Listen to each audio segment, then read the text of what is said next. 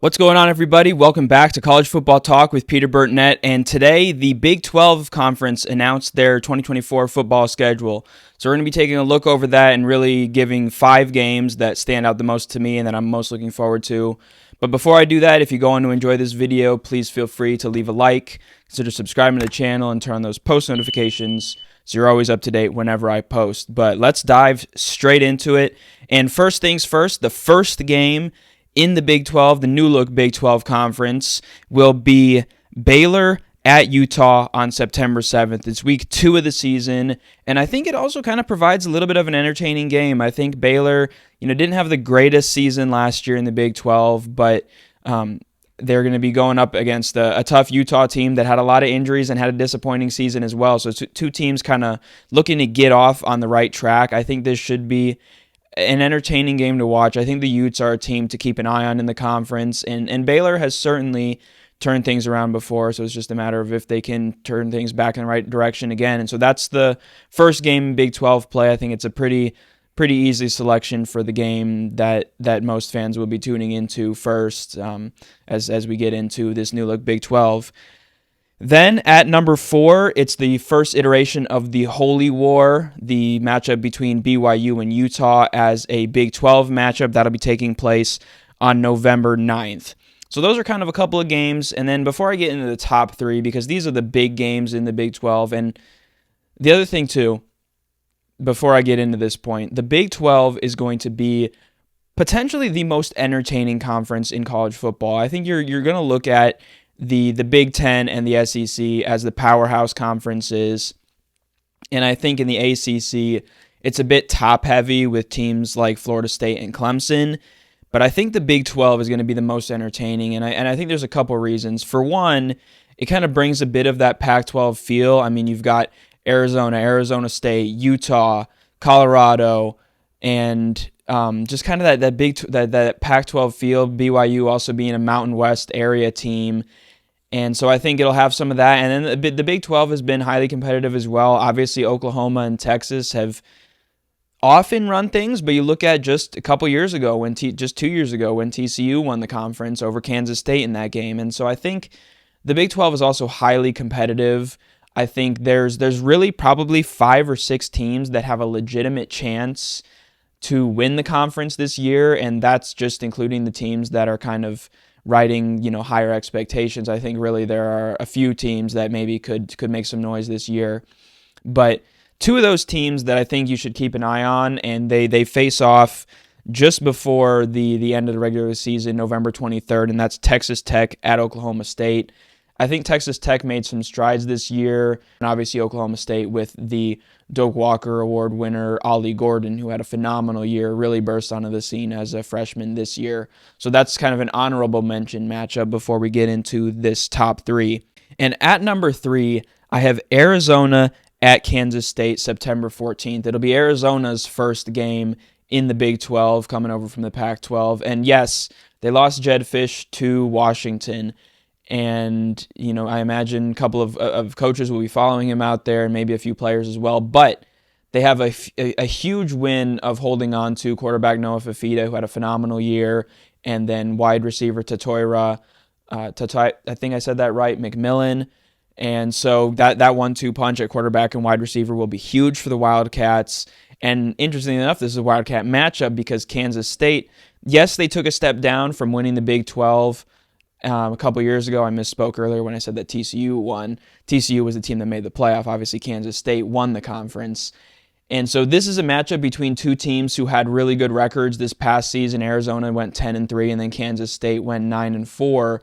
And so both of these teams will be facing off in a big matchup early. And this is just the start of a tough welcome to the Big 12 for Arizona. The Wildcats then have a bye, and then they go on the road to Utah before hosting Texas Tech the following 2 weeks.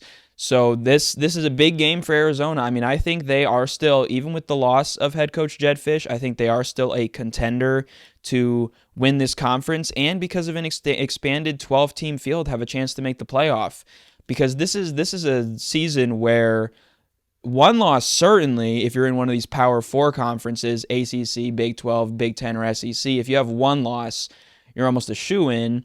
Obviously, the conference champion, regardless of how many losses they have, will be an automatic bid to the college football playoff.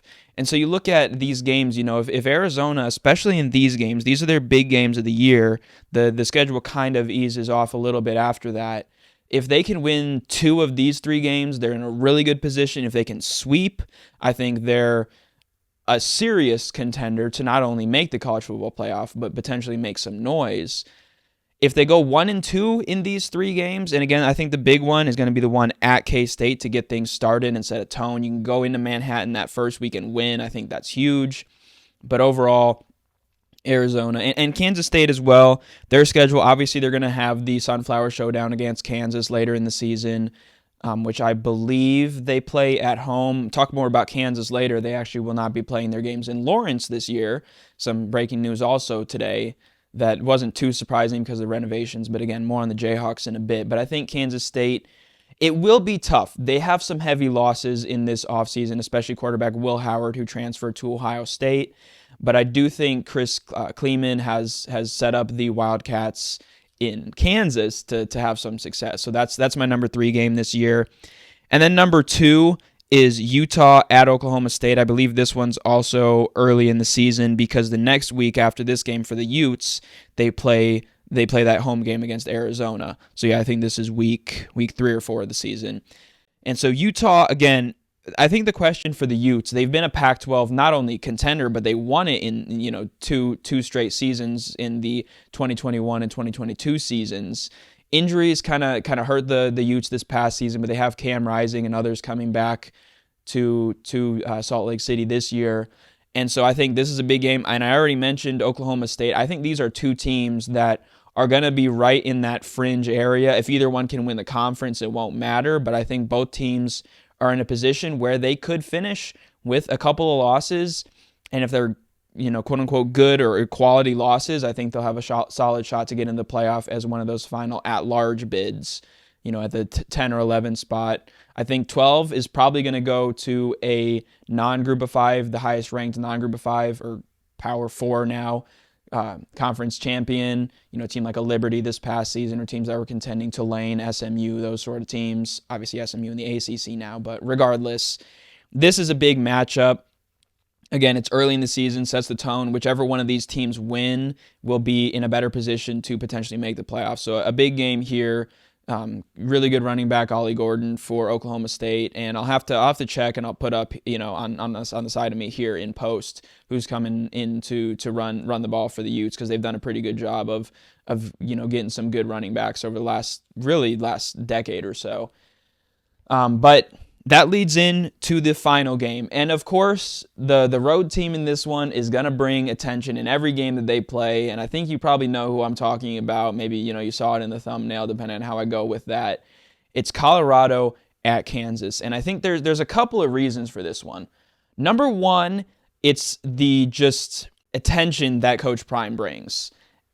But that's going to be boosted by the fact that Kansas, I teased this a little bit earlier, the Jayhawks are going to be playing all of their Big 12 home games at Arrowhead Stadium, the home of the Chiefs. They'll be playing 2 non-conference games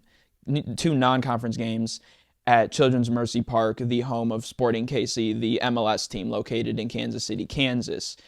But Kansas, first of all, again, all the eyeballs that will be on this game because of Colorado. It's the penultimate week of the season. I believe it's November 23rd.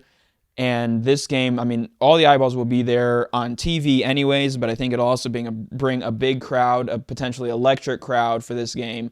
It's not a difficult journey for the Colorado fans based in the Denver area, just going across, I think I-70, kind of down and across I-70 over to get there. And obviously, it'll bring a lot of attention. I think both of these teams are well-positioned to also contend. I think 2 games that I chose them for a reason. Aside from Arizona, I think these are the 4 teams with the best shot to win the Big 12 this year. So I think those 5 teams, including Arizona, are the favorites this year, the teams that really have a solid chance. But I think Colorado will take steps forward, and I think they're probably going to finish with 8 or 9 wins. I think they'll take a good step forward this year. I think maybe they're 1 year away, but the other thing too is this might be their best chance to really make a run because I imagine Shedeur Sanders, Travis Hunter, Shiloh Sanders, all those big pieces will be going on to the NFL after this season. That's yet to be seen, but I imagine that's what the case will be if they even have eligibility left after this season anyways. But regardless, again, all the eyeballs will be there, and I think both of these two teams are two of the best in the conference. Obviously, you have quarterback Jalen Daniels coming back to Kansas. That's a huge just return for the Jayhawks. Obviously, Daniels was out ever since September 23rd in the game against BYU, was out for the rest of the season with an injury, but he'll be back. He had a great season in 2022 and will look to bring back some of that Jayhawk magic that Lance Leopold has gotten to get going over there in Lawrence, and obviously this year will be in Kansas City. So this game, I expect it to be a big crowd. I expect both of these teams. I wouldn't be surprised if both or one or the other have 2 losses, and I think that's probably about where both of these teams will be at. I wouldn't be surprised if they have a couple of losses, and this being a game where you win this and you can finish the season strong, win that last game of the regular season the following week, and maybe lock up a berth to the Big 12 championship game. This game could ultimately decide the fates of both of these teams for the college football playoff. I think the team that wins could be in as an at-large bid or maybe could go on to win the conference, and I think the loser probably gets knocked out if they haven't been already. But I don't anticipate this being worse than an 8-2, 7-3 matchup. But let me know your thoughts on what the Big 12 best games of the year are. Probably at some point in this video or maybe throughout I'll have popped up the full schedule, or maybe I'll pop it up again here. But again, I'm really looking forward to the Big 12 this year. I think it is a really solid conference top to bottom. Didn't even mention some teams like the ones that were newbies this year, like a Cincinnati, Houston, UCF, because and BYU, they all had tough seasons in 2023. But I think, not having 2 games for some of them against Texas and Oklahoma will help out a lot. Some games that are maybe a bit more winnable. And I think, I'll dive into teams that I think have a chance. I think Iowa State had a really strong finish to the year, and if they can carry that, they have a shot to make some noise in the Big 12. And there's a lot of excitement around this conference. Again, it doesn't have the cachet, the just power feel that the Big Ten and SEC have, but I think it'll be a very entertaining conference to watch in 2024. So keep your eyes on the Big 12, and I'm sure Coach Prime will definitely help bring a lot of attention to the conference this year. But that's it for the top 5 games, in my opinion, of the Big 12 season 2024. Have a great rest of your day. This is Peter Burtnett, College Football Talk, signing out. Peace.